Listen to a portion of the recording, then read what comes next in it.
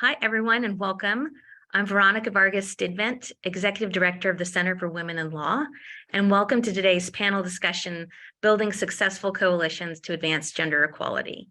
Today's event has been approved for 1 hour of CLE credit by the Texas State Bar.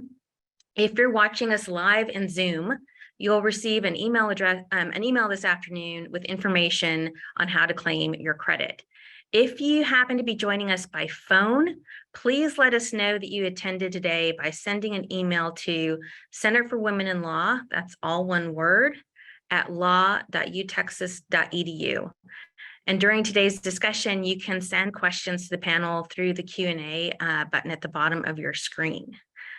For those of you who are joining us for the first time today, the Center for Women in Law is a national resource and champion for women lawyers, generating lasting change within the legal profession. And we do that in a number of ways through a number of programs. But in 2021, we launched the Ginsburg Initiative to honor the partnership and legacy of Justice Ruth Bader Ginsburg and her husband, Marty Ginsburg, in pursuing gender equity.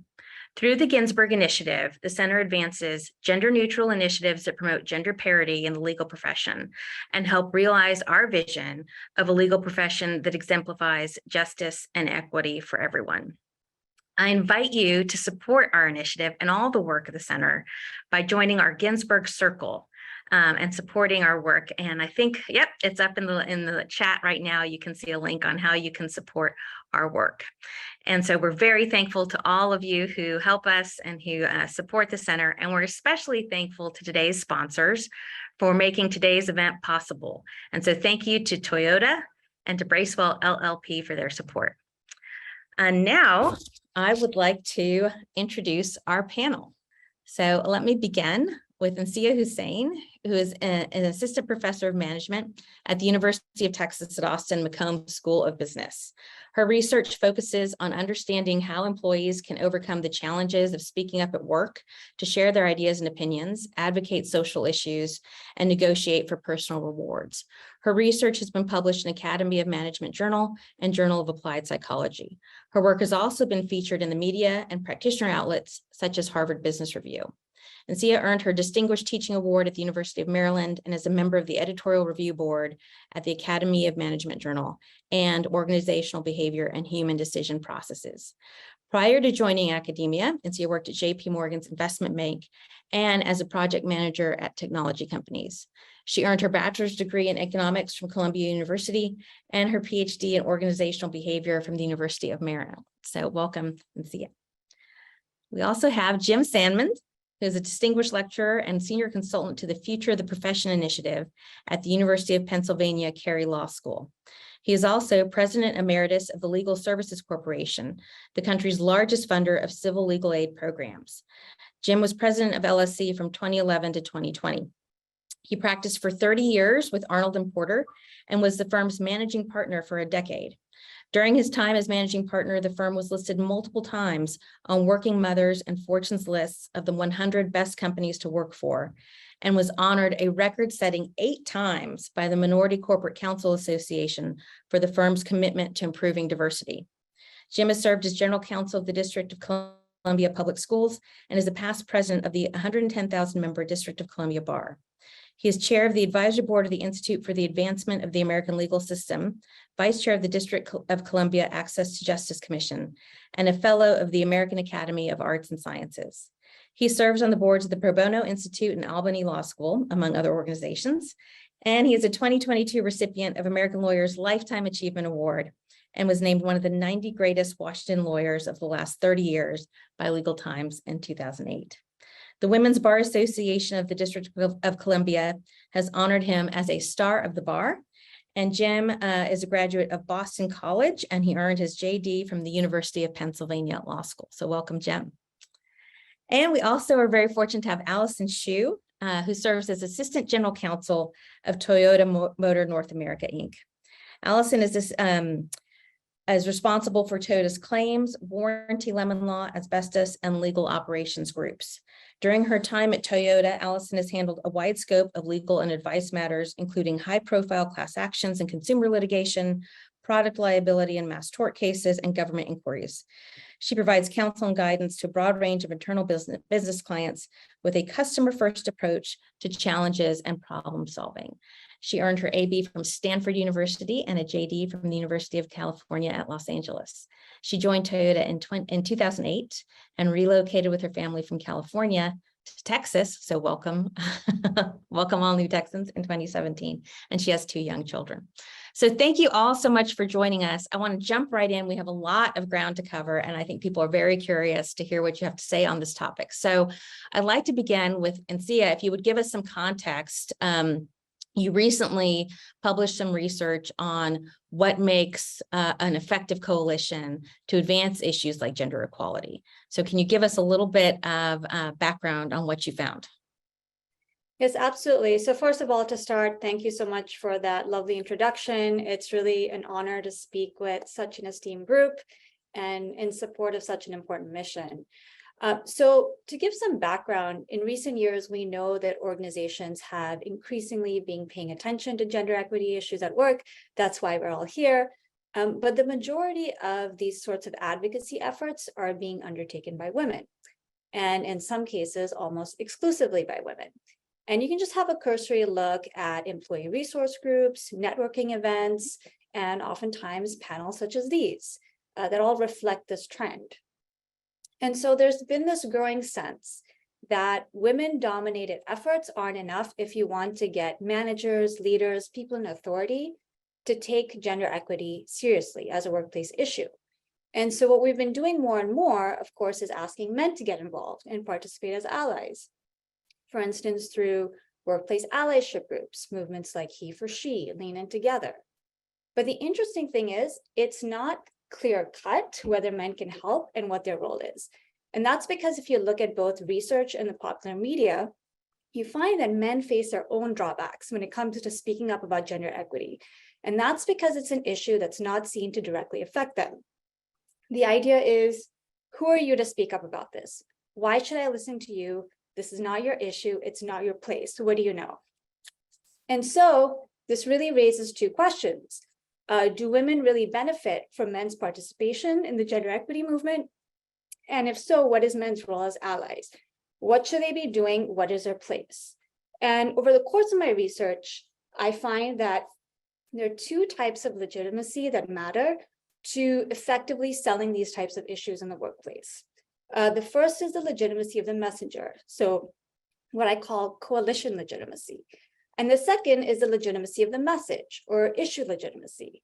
And I find that when you have a coalition of only women, they have no problem signaling that they're the right or legitimate messengers to be raising gender equity issues. So they have coalition legitimacy or messenger legitimacy, and that's because it's their issue. They have a personal stake in it, they have firsthand experience with it, and so they really have standing, which is a concept that, of course, everyone in the legal world is intimately familiar with. Unfortunately, women-only coalitions can suffer lower issue legitimacy, and that's because women, even today, are still relatively lower status members of organizations, so their issues just seem to matter less. And so they can be seen as pushing a relatively niche concern that affects them as a specific interest group, but that doesn't really have relevance to other stakeholders at work. Now, men-only coalitions have the opposite problem. So men-only coalitions have trouble signaling coalition legitimacy. And that's because they lack material stake in or perceived material stake in and personal experience with these sorts of issues. And in many cases, they can even be seen as the cause of the issues in the first place. But on the flip side, they're still advantaged in signaling issue legitimacy. And that's because, again, they enjoy relatively greater power and status in organizations, and their involvement in these issues signals that they're of interest to a wider group of stakeholders. So taking this together, I theorized and I found through multiple studies that when you bring women and men together in a mixed gender coalition, so that's a coalition that includes a non-token representation of both genders, that's when they can sufficiently signal both forms of legitimacy. So coalition legitimacy and issue legitimacy, which then leads them to enjoy the greatest managerial support when they raise these issues. So I'm going to stop in just a moment, but I want to highlight what this means from a practical standpoint, which is what we're all interested in here today, not just an academic standpoint. So first, what it means is that for any apathy or trepidation that men might have about speaking up or lending support to gender equity, it turns out that their participation as allies really does matter. It does make a difference. And that's because it lends gender equity issues a greater sense of inherent importance or legitimacy. Now, I'm not saying that's ideal, I'm not saying that should be the case, but at least in 2022, where we are today, looking at the world as it is, that is what we find. The nuance, though, is that because men also face a drawback of their own in signaling coalition legitimacy or standing, put differently, it's not just the case that men can step in and solve all the world's problems on their own because of their greater power and privilege. Women and men can really benefit the most by partnering with one another to advocate for gender equity. So I'll stop there. That's sort of both the academic and the practical takeaway from this work. And I'd love to hand it back to Rodney. Yeah, I want to pick up on that about the drawbacks to men entering the conversation. And so, Jim, I'm going to put you in the hot seat on this one as a man who's been advocating for these issues for a long time, both within a legal organization and also out from outside that in different organizations in terms of being able to press those issues. So talk a little bit about what those challenges are to joining that type of coalition and some of the things that you found very helpful in overcoming those challenges. Thank you, Ronnie. Thank you for inviting me to be a part of this important discussion. I think Insiya's research is very important, and it doesn't surprise me. I start from asking what the issue is. What is the problem we're trying to solve for here? If you define it as improving the advancement and promotion and status of women in the legal profession, that leads you to one set of solutions. If you define it, as I do, as improving the enterprise as a business issue, as making the business better functioning, a better workplace for everybody, I think you come out in a different place. This is a business issue to me. My perspective is based on the bulk of my experience, which is in a law firm. Law firms are in the business of buying and selling talent. Any employer that impairs its appeal to half or more of the talent pool is dumb. That's stupid. The problem is that because everybody is so bad at it, they don't seem to pay any price for being bad at it. It's like what Richard Susskind says, it's hard to tell a room full of millionaires that their business model is stupid. Law firms are doing very, very well these days, and they don't appear to be suffering from the huge imbalance in gender equity, particularly in the senior ranks. In 2020, the most recent year for which I've seen statistics, 78% of equity partners in law firms were men. This is 1/5 of the way into the 21st century. That's outrageous. This is decades after women became half of law school classes. I think the smart employer would recognize an opportunity here to lead. This is an area where law should be leading, but we lag shamefully. But a smart business would understand that there's an opportunity to stand out here, to outcompete, to do better than other firms by taking on the cause of advancing and promoting women. And I think there's a critical role for men to play in that, largely because they make up 78% of the equity partners. They're the ones at the levers of power. And I think if you define the issue as improving the business, there's coalition legitimacy, because men have a role to play in improving the business. And there's issue legitimacy, because everybody benefits from a better workplace, from a thriving workplace, from a workplace that stands out in a very homogeneous world today. So that's the way I look at it. I think there has to be a role for men to play. because of their predominance in the business structure of firms today, if it's going to be addressed as a business issue. Let's talk a little bit about this notion of power and who wields it, both within the legal organization, outside it. So Allison, I'd like to turn to you, because I think everyone sort of says, well, if the client makes us do it, we'll do it. And you probably get that a lot. And it probably, I think for those of our audience members who are in-house counsel, they may feel that's an unfair burden as well. The idea that they're solely responsible for creating change within the law firms that they use. But Allison, essentially, to use Jim's phrase, is a buyer of talent as you're thinking about who to use and how you work with outside counsel.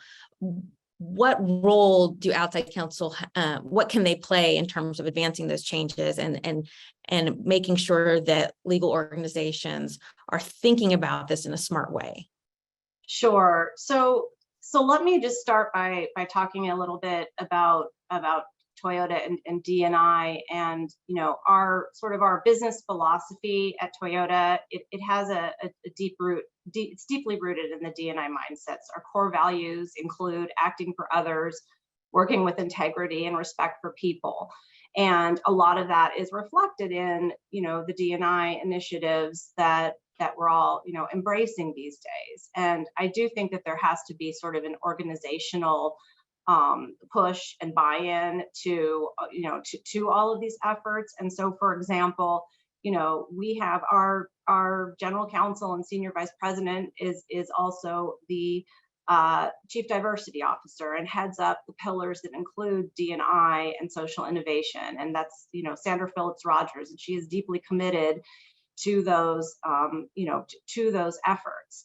And that is reflected all the way through, what we do in terms of as a company for D&I, as well as a legal department. And we want can't put it more simply, we want diverse timekeepers. We want diverse outside counsel. And we don't just want to see we don't just want to see a few hours here and there. We want there to be a really thoughtful, meaningful plan to, bring people up through the ranks, have a good succession plan, give meaningful work to these, to women and attorneys of color. And it needs to be done. It's I think happening at a very sort of almost glacial pace, as Jim was talking about with the numbers. And so I think, in terms of what our outside counsel can do, I do think that there needs to be more than just, we'll assign, a woman or an attorney of color to a case.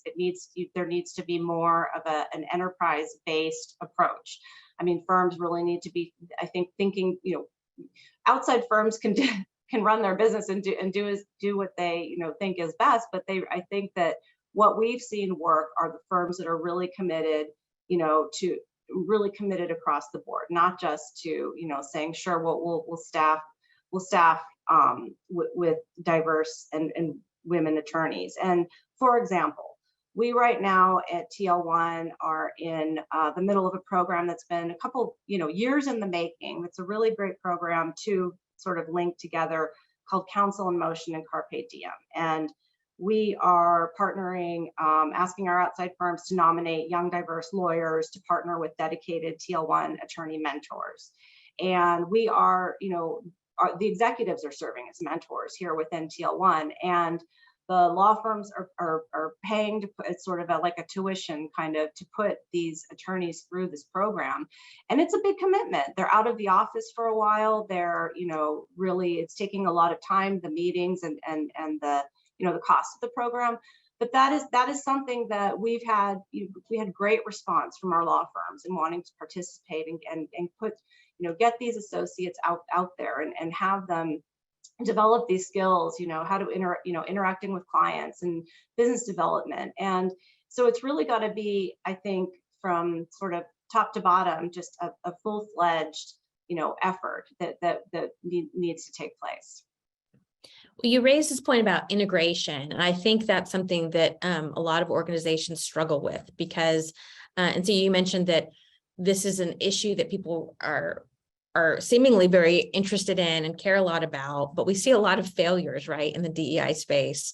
In part, I think because of this siloing, like it's a woman's issue, it's a people of color issue, it's the DEI, the chief DEI officer's portfolio. And so can we talk a little bit about where people go off the rails? And see, I know you have some unpublished research that you work on. Maybe you can give us a little preview of some things like that. And then Jim and Allison, I'd like for you to talk about some of the things that you've seen and some of the challenges. And then I hope we can kind of maybe, once we descend into the valley, bring people back up with some tips for how we can do better. So Insiya, maybe start with you and that idea of what you're seeing and how things are going wrong, despite people's really good intentions.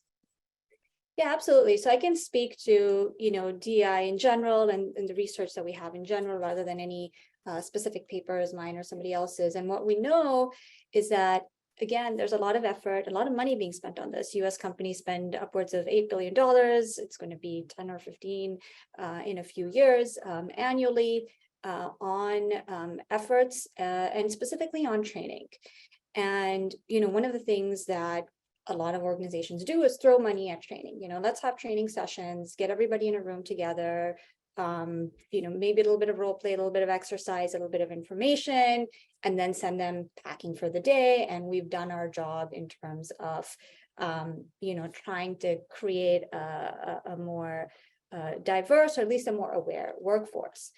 And what we're finding as we study these initiatives, and at least in their current forms, is that attempts to change implicit attitudes through training doesn't often work. It doesn't meaningfully alter behavior.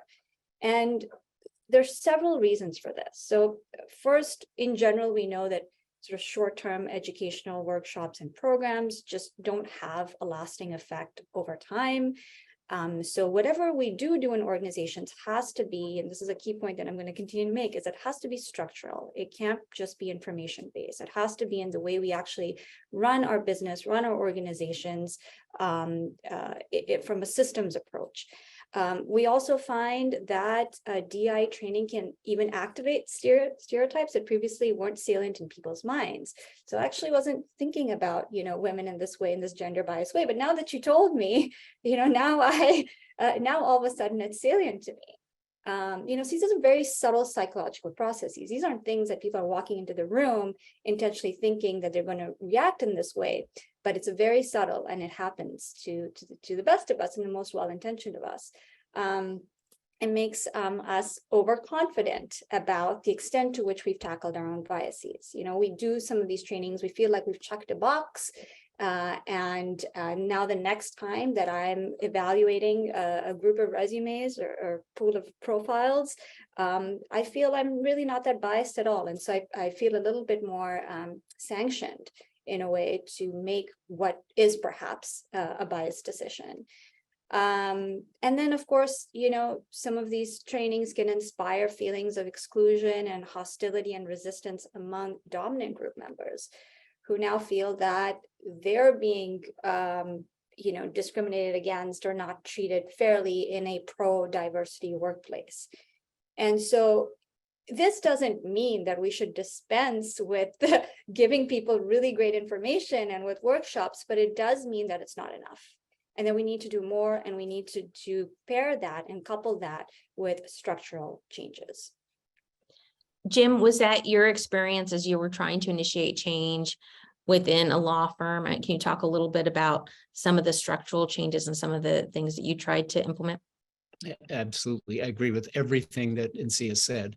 I think two things have to happen if we're going to make significant progress in improving gender equity and racial equity in the legal profession. The first is that senior leadership, the very top leadership of organizations, needs to own this. I think the failure to make progress is on the leadership of organizations. They haven't done that. They've delegated it. They've given it to a committee. They've siloed it. They've made it an adjunct of the business of the organization rather than a core function of the business led by the CEO or the chair, the very top person. But senior leadership is necessary but not sufficient to accomplish change. And this is something that I experienced very much in the law firm world. Law firms are horizontal organizations. They're partnerships. I had 242 partners, every one of whom had a much more direct impact on the people they worked with day to day than I could ever have as the managing partner. And lawyers as a group, if I'm going to generalize, are not very good managers. Nobody trains us to manage. People are kind of left to their own instincts, and some do it pretty well and some not well at all. If you're going to change the organizational culture to make it possible to achieve gender and racial equity, you have to have that philosophy, that concern, that interest permeate every level of the organization, but especially the people who are managing others day to day and who have so much of an impact on how people experience the workplace. So driving it down from the top is critically important, making everybody see that that this is their issue. I think that every person in an organization who manages other people needs to be and think of himself or herself as a DEI officer. This is my job. It's not just the job of the DEI committee. And when that attitude and that mindset permeates every level of the organization, then you'll see change happen. And my bottom line is there's nothing like self-interest to motivate people. The leadership has the role of persuading people why it's in their self-interest to do this. You will be a better organization, a more competitive organization. You will outcompete others if you can be the more attractive workplace. And so, Jim, do you think that's an easy argument to make with folks? And I'm looking at our participants, and we've got a lot of people watching this right now, and I'm making some gendered assumptions based on names, but I'm going to say the vast majority of people watching us today are women. So what do we need to do to get more men thinking exactly like you said, that that these are not women's issues? When we talk about caregiver penalties, when we talk about inclusion, that these are really about the bottom line. And how do we change that conversation? It needs to start from the top.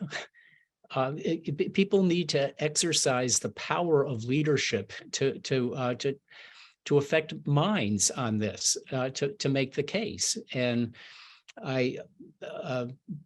people do listen to leaders. They have to be persistent, but I think you'll see organizations, there are examples of organizations outside of law where senior leadership has taken the initiative to own gender and racial equity as a business concern, and where you've seen change happen. It doesn't happen overnight, and to reach every one of the partners in a law firm is hard.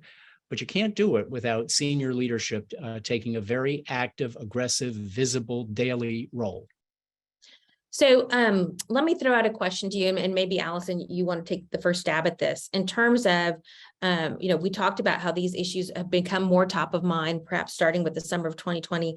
The pandemic really brought to light a lot of these inequities and disparate burdens, and organizations have reacted in different ways. So people are allowing for more remote work, people are thinking about flexibility. But my question to you, are all these things really changing, and are they surface? So for example, if we allow in a legal organization people to work remotely, and that gives people the flexibility that may in the short term benefit caregivers, the majority of whom are women. But then what happens when they come up for partnership, promotion, things like that? If they take them some time off, what does that mean? So Allison, what are you seeing, particularly in the corporate environment? Is that translating, as Jim said, sometimes legal organizations lag? Are there things you're seeing that may be a little bit more tip of the spear in this reaction to the light that the pandemic shone on some of these issues? I mean, that's an interesting question, sort of the idea of sort of this whole hybrid work environment that, all of corporate America finds itself in now. And I think probably if we'd had this panel a year ago, it might have been a different discussion. 2 years ago, it certainly would have been, and a year or two from now, it may be completely different as well. I mean, I think you're right, though. It sort of cuts both ways. I mean, it does offer flexibility, which can be helpful for women and men at raising, families and having young kids. But the flip side of that is when you read articles comparing, what different companies are doing, there's sort of this idea that if you're not there rubbing elbows with, the take a law firm, right? The senior partners, the partners who's going to give you your next case, that maybe there's a potential negative, a downside to that. So I do think it cuts both ways. I think we're going to probably be having just to feel that out, over the next coming, as we emerge out of the further and further out of the pandemic. I did want to respond, I think, and maybe it's also a question for Jim. I started in private practice at a law firm for a number of years, and sort of looking through the looking glass, right? I wonder, is there something about how the law firm financial billing model is structured and incentives that fundamentally discourage branching out and giving work and bringing up, diverse attorneys, for example, the emphasis on keeping, there can be, and certainly this is not all law firms, but right, the territoriality over your clients and business development and who gets origination credit. And I mean, I guess if you'll allow me to sort of throw a question over to Jim, is that something that you saw or see as having been in, a potential impediment? I mean, should we also be looking at, that side of things? Yes, absolutely. I think there are two aspects of the law firm business model that have impaired achieving gender and racial equity. The first is the one that you mentioned, partner compensation systems that reward people for holding on to business. And don't encourage sharing and bringing other people in, introducing other partners to clients, sharing the credit with them for compensation purposes. That it has the effects that those are very real, and it has a lot of institutional consequences. It can affect other men in the advancement of other people, but it's definitely a negative, and the impact is felt disproportionately by women and lawyers of color who don't have the same, may not have the same relational advantages with white men as white men do. The other is the billable hour, valuing people by the number of hours that they put in. You're more valuable if you kill yourself. That just has lots of negative consequences. It's one of the negative management features of organizations where people are judged not simply based on their efficiency or the quality of their work, but on the number of hours that they bill. And if you have, for example, a parent who has significant childcare responsibility, that parent may not have the same ability to put in the billable hours that somebody else does. Those are very real issues, and they need to be addressed as causes of the inequities that we are seeing. So let's talk about first, Insiya, what you're seeing maybe outside the legal profession, maybe not specific to the law, some things that work. What are some things, some really practical things people can think about implementing in their organization, whether it's a private law firm, a nonprofit, whatever it may be? What are the types of really practical things people can do? Yeah, absolutely. So, getting down to tools and tactics, there are a number of ways in which we can de-bias processes of hiring, promotion, and so on. So to start, just at the very first stage, we can use tools that strip incoming resumes of names and demographic information.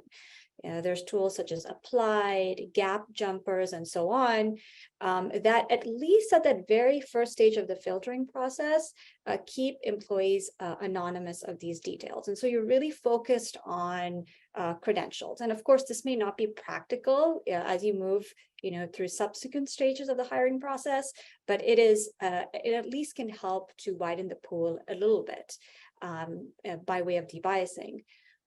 The second is there's been this finding that job listings themselves are often crafted in a way that can be very gender specific. They can use words that sort of appeal to, or even if not appeal to, but suggest that this particular job is more suited to a particular gender, either male or female. So using words like competitive, we're an ambitious company. We are the qualities that we seek in people. We look for people who are dominant and confident and things like that. Now, these aren't bad things inherently, but if you include enough of these words in a job listing, it has a tendency to make women, for instance, feel like maybe this isn't the place for me. I don't fit the profile of what this particular firm is looking for. So just being cognizant of that. One other thing that makes a huge difference when it comes to promotion is this idea of using an opt-out versus an opt-in promotion policy. Now, I'm in academia, many of you are in law. I believe that fortunately for many of us, by default, we are considered for promotion to the next level, whether it's assistant to associate or, maybe, and I'm not sure, it might vary by law firm, everyone's up for partner or not, but that isn't the case everywhere. In many organizations, you have to actively raise your hand for promotion. And when that happens, we find that women, even if they're just as qualified, often filter themselves out. And so creating a structure, when I talk about structural changes, where everybody who passes the bar, everybody who has, if you have a 5-point scale on all of these dimensions for your annual performance review, as long as you're above a 3 or a 4, you will be considered for promotion. And you actually have to walk into my office and tell me you don't want to be promoted, in order to not get that raise and not get that job. And I think we will find, and we do see, that you have a lot more diversity and inclusion in those situations. So there are many more things like that we can do, but when we talk about structural changes, it is important to get down to specifics. What does this actually look like, and what are the policy changes that we're making in organizations to make this happen? Allison, have you seen things that you find work really well, either within your organization or within other organizations that you've thought like this would be worth adopting? I mean, a few thoughts on that. I mean, one is sort of going back to talent recruiting and I think it was Diversity Lab during one of their hackathons had come up with the Mansfield sort of rule, and we ask our law firms to try to follow that, and we also try to implement that when we're hiring as well, to help ensure a diverse slate of candidates are considered for positions, and that you do have to be intentional about that. I mean, you may not initially through the first screening get a really good a diverse slate, and you may need to do specific outreach, and it's in our experience at least well worth the minor extra step that's involved there. I think I just in some of the practice areas that I've been involved in, being willing to be flexible, both as an outside firm and in-house counsel, managing cases of who's going to argue the big motion, or who maybe you might consider putting up to second chair a trial, and giving, maybe taking some risks. It's not a huge risk. I mean, these are well qualified, candidates hired by law firms, and even if they're a fourth year versus, a junior partner, they're still, they're still very well qualified to handle some of these bigger matters, even though the comfort level might be there to have the more, senior, the person with more experience handling something like that. But these are important things that we need to do to, I think, retain and develop talent. I think that, accountability is really important, and holding our leaders in firm management, and in here, within companies, our executives, accountable for their diversity metrics and scorecards, right? I mean, just it's one thing to say, this is great, let's roll out this program, but how are you cascading that down to your, through the ranks? I mean, what are you projecting in terms of the importance of this, and the expectation that this is not optional. We need to do this. So I think that's that's another example that I would point to. Jim, how do you suggest people, when talking about this and trying to build coalitions and trying to get people over that sort of mental block, how do you get them to distinguish between business risk, which Allison alluded to? I mean, you don't want to take an unnecessary business risk, versus comfort risk of being more inclusive, or thinking outside the box, or thinking about doing things in a way that the organization hasn't done before, maybe because the reason is we've always done them that way. That's really hard.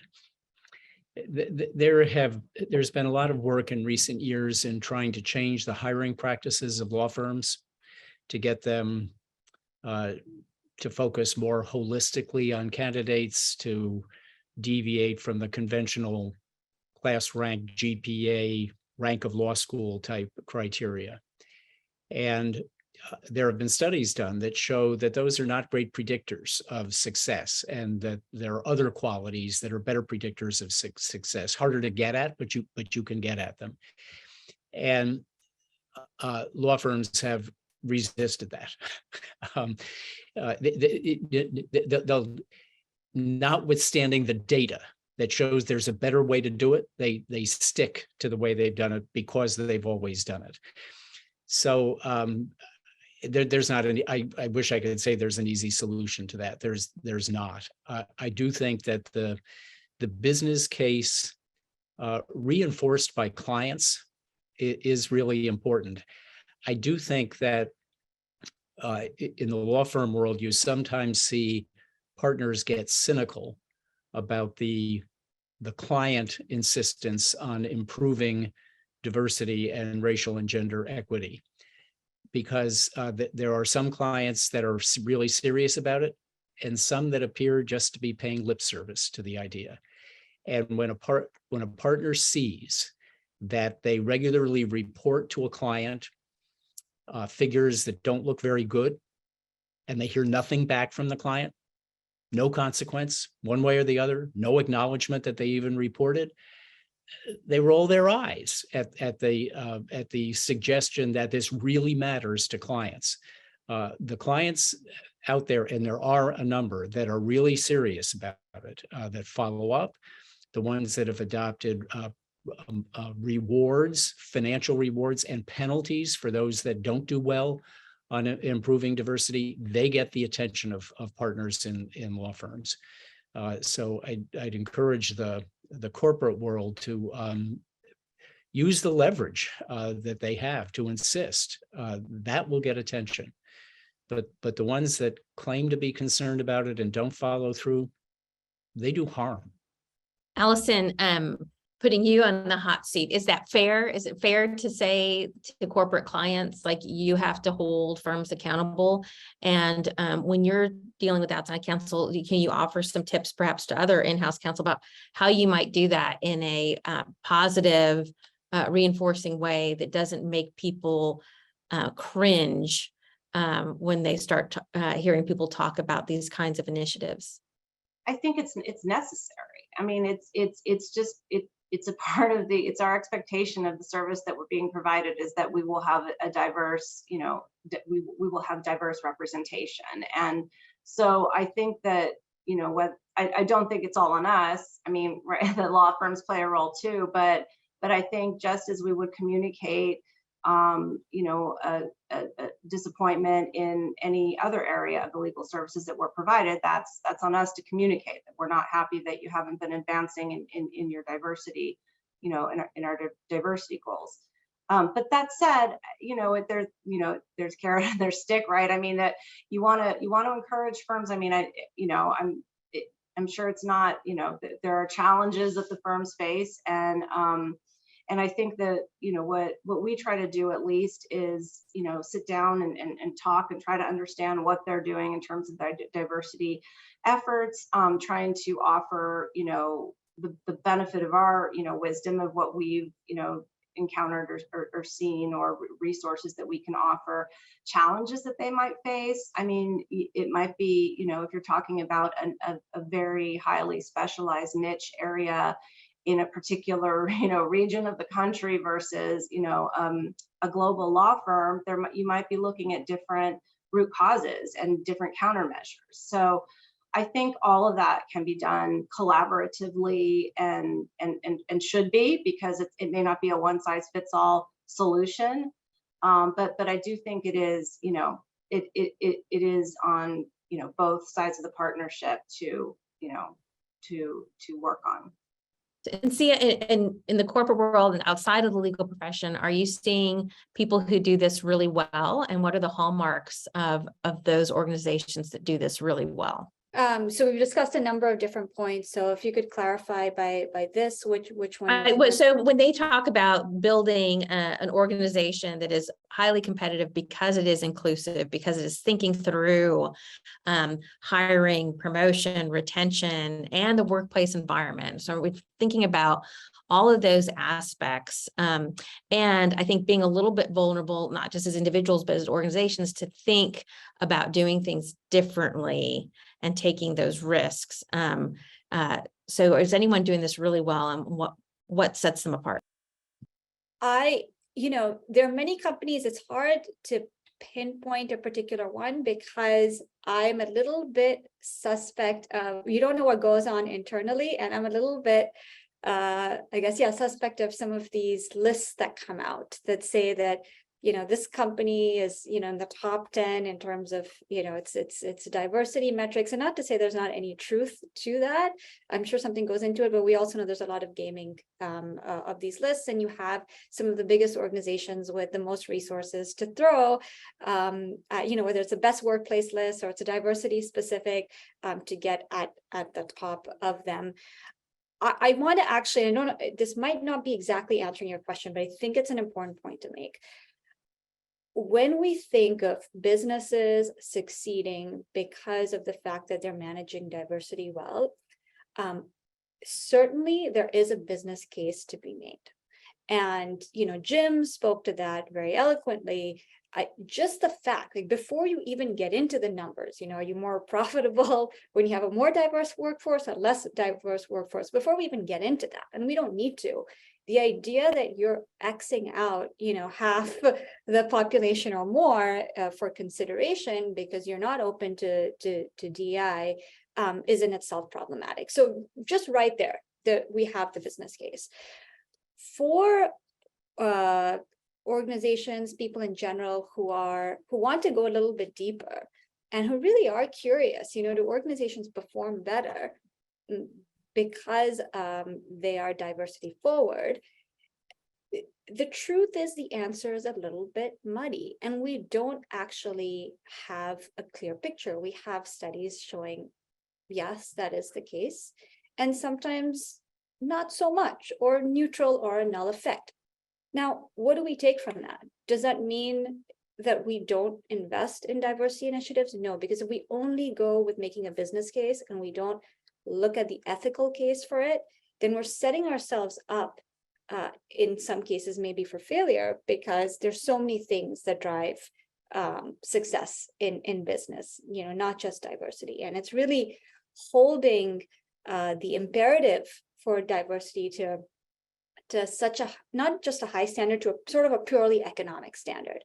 And so when we make the case for diversity, it has to be on the grounds that Jim laid out, but then also just the ethical case for this, that the people who are in our universe, in our worlds, in our schools, in our homes, why should they not be part of our organizations? Why should we systematically exclude them?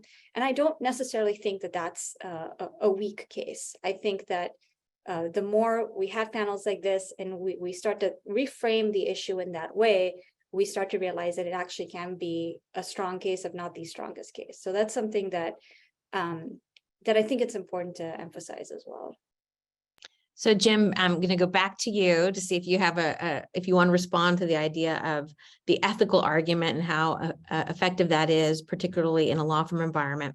And I also want to shoot, Insiya mentioned these lists, and because when you were Arnold and Porter, you ended up on so many of these lists, I wanted to see if you had some thoughts on what you did to get on those lists, and if anyone could imitate what you did to get recognized, and to get recognized, to Insiya's point, for things they're actually doing.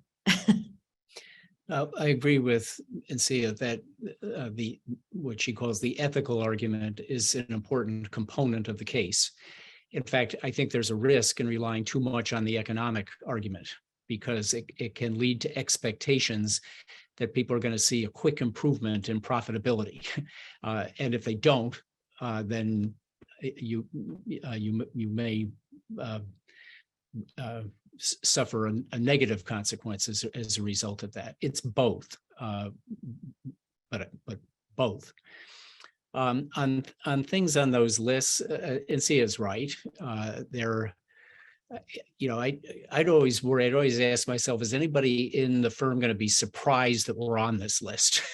that would be a bad thing if people look at it and say, nice, but it's not true. I think the answer is I think those lists can provide good directional information about who the good employers are. If you see the same organization showing up on multiple lists that use multiple ways of evaluating, there's more likely to be something to it, but don't place too much reliance on any single list. The thing that I tried to do was what I said, was try to integrate these values into everything that the firm did, to think about it in terms of how assignments were made. We created, for example, written job descriptions for the assignment partners in our firm to make it clear that their role was not simply to get the work done, but to know the lawyers, to be responsible for a particular group of associates and their assignments, to know them, to know what their experience was already, to know what they needed to do to continue to grow and develop, to be a mentor in addition to an assigning partner. We created a mentorship program where we provided training both to the mentors and to the mentees. The mentor training was about how to listen. Most mentors think their job is to talk, to tell people how they made it, assuming that the person they're talking to is just like them and motivated by the same things, as opposed to listening to what the other person wants to talk about.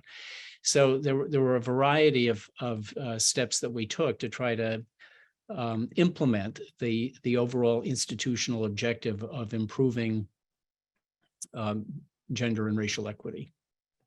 And when you did these things, Jim, how did you know what to do? Because I think that's the stumbling block for a lot of people, is when they think about, we want to be more inclusive, we want to think about all the people we want to bring along. Let's start a program, but where do we start? So did you have an advisory board? Who were you looking to? Who were your experts? Who was helping you come up with, for example, a mentorship program that taught people to listen? We had consultants who were very good and gave very helpful practical advice. And we talked to people. We had lots of focus groups, convened people, and listened to them. This is, if your topic here is about involving men, if men are going to play a role here, they have to come at it with a little humility and not assume that they already know the solutions. Listen to people. And a lot of the things that I mentioned were suggestions that people made about what they needed and what would be helpful to them. So, and it's constant. You have to keep doing it. It has to be ongoing. It's not a check the box exercise where you do a survey or conduct focus groups and then don't do it again for another 10 years. So we're getting close to the top there. Oh, Insiya, did you have something to add? I just wanted to jump in with one point that I want to, based, Jim, on your point about mentorship relationships. And when we think about specifics, I think it's key to pre-assign some of these mentor-mentee relationships, particularly between senior men, junior women, because what you're seeing a lot with the Me Too movement is that there's been a clampdown. There are men who really, really want to help and have the best of intentions, but again, are worried about how they might come across, right? If they sort of ad hoc or voluntarily offer themselves as mentors, will their intentions be construed in some sort of a negative light? And so I think, firms that pre-assign some of these relationships, everybody gets a mentor, we decide who it is, and you're off to the races. That is just an easy way to circumvent some of these concerns from everyone's side. Thank you for that. And I know we're getting close to the top of the hour, so I wanted to end by asking each of you to just, if you could address one group of people, and so you can choose which group of people you want to address and offer them one solid action item that they could take to advance gender inclusion and equity in the workplace. What would it be? Allison, you want to start? Do you have an idea? Sure. I mean, I think the mentorship would be one of the key areas. I mean, I look at this all as being, it's allyship too, right? We're not just, and it's allyship in a broad sense, not just talking about sponsorship and advocacy, but also relationships. So I guess, we'll pick on men for this. I think there's a huge benefit to men to align, partnering with women and, helping them achieve what they want and vice versa. I mean, this is a profession that's based in large part on relationships. And, I look around at the teams that I've seen, not just the case teams, but the practice group teams or whatever it is over the years at the law firm and here. And I think the strongest ones are the ones that have, a diverse group, including men, including women. So I would look at it as also a relationship building tool. Jim? My message would be to the leaders of legal organizations: own this, make this your job. When someone in your organization is asked who leads your efforts to improve gender and racial equity in your organization, you need to be on the list. If you're not, there's a problem.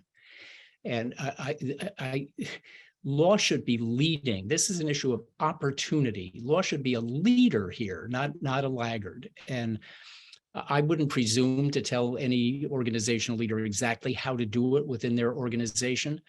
I'd say start by listening and take your cues from the people that speak up. Thanks. And Thea?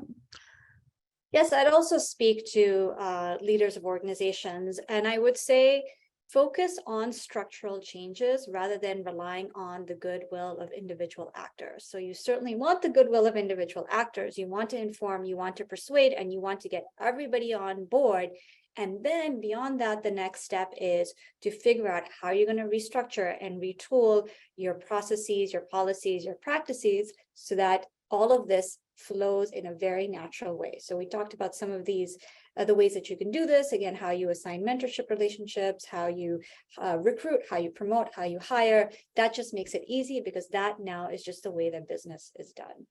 Thank you so much. I want to thank all of our panelists today. That was an amazing discussion. Appreciate your time, and I appreciate you sharing your perspectives and expertise with us. Thank you all for joining us today. I hope you will join the Center for Women in Law in continuing our work to support gender parity in the legal profession. So I hope you'll consider joining our Ginsburg Circle to advance this initiative. I'd also like to invite everyone to join us next week, October 19th, for the next installment of our Ex Libris series, a conversation with Sherry Boschert, the author of 37 Words, Title IX, and 50 Years of Fighting Sex Discrimination. Please be sure to follow us on social media and our website for upcoming programs and events. And I hope you will support the center, and I look forward to seeing you again soon. Thank you all so much.